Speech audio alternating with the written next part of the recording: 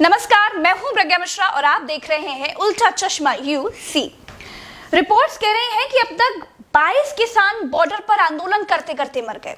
बंगाल में सौरभ गांगुली जी की तबीयत खराब होती है तो पूरी सरकार ट्वीट करने लग जाती है। करना भी चाहिए, लेकिन 22 किसानों की मौत पर सरकार की जुबानों पर ताले लगे हैं। यह है किसानों के लिए सरकार का दोहरा चरित्र।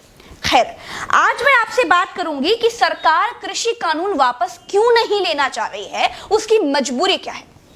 देखिए, जब सारे उद्योग धंधे फेल हो गए थे, जब सारी इंडस्ट्रीज डूब गई थी, तब भी देश के किसानों ने ही देश की अर्थव्यवस्था को संभाले रखा। खेती ही एक ऐसा उद्योग था जो मुनाफे में था। अब सारे कॉर्पोरेट की गिद्ध नजर किसानों पर है, खेती पर है, फसल पर है, किसानों की जमीन पर है। देश की अर्थव्यवस्था के साथ पिछले 6-7 सालों में चीरहरण हुआ है और अर्थव्यवस्था के साथ पूरी तरह से बलात्कार किया गया है।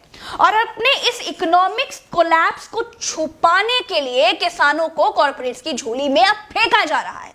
भारतवर्ष गर्दन तक कर्ज से डूबा हुआ है। इस समय जब मैं आपसे बात कर रही हूं तो हमारे देश पर 162 लाख करोड़ का कर्ज है, जो दुनिया भर की अलग अलग बैंकों से लिया गया है। और 2014 में जब देश में बीजेपी सरकार बनी थी, तब यह कर्ज 84 लाख करोड़ था। देश की